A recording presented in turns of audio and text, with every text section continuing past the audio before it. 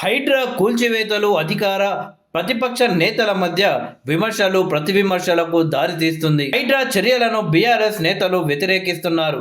పేదల ఇండ్లను కూల్చివేయడాన్ని తప్పుపడుతున్నారు. ఆ బాధితులకు అండగా ఉంటామని హామీ ఇచ్చారు.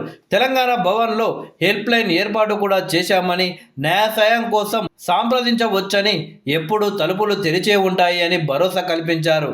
అక్రమ నిర్మాణాల కూల్చివేతలపై గతంలో సీఎం హోదాలో కేసీఆర్ చేసిన హెచ్చరికలకు వ్యతిరేకంగా ఇప్పుడు కేటీఆర్, హరీష్ రావు స్టేట్మెంట్లు ఇవ్వడం ఆ పార్టీలోనే చర్చానీయాంశంగా మారింది.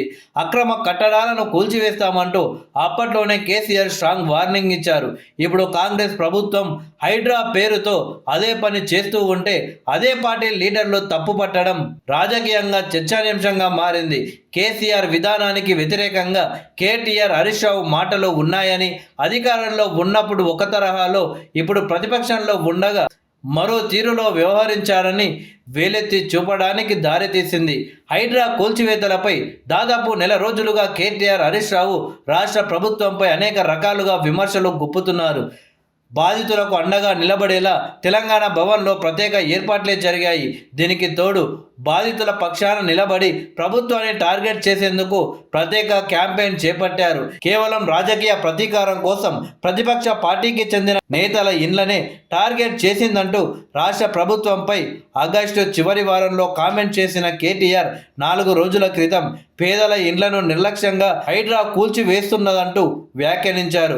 ఒకవైపు ప్రతిపక్షాలకు చెందిన లీడర్ల ఇండ్లను టార్గెట్ చేసిందంటూనే నెల రోజుల వ్యవధిలోనే పేదల ఇండ్లను అని కేటీఆర్ వ్యాఖ్యానించడం బీఆర్ఎస్ నేతల మధ్యనే చర్చకు దారితీసింది.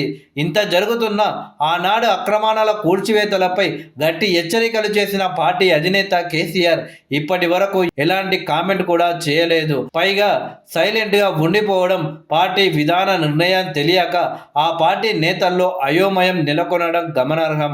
హైదరాబాద్ నగర ప్రజలను వరద ముంపు నుంచి బయటపడేసేందుకు అక్రమ కట్టడాలను కూల్చివేయక తప్పదని, వరద నీటిని తీసుకువెళ్లే నాలాల మీద కట్టడాలను సహించే ప్రసక్తే లేదని 8 ఏళ్ల క్రితమే కేసీఆర్ హెచ్చరించారు.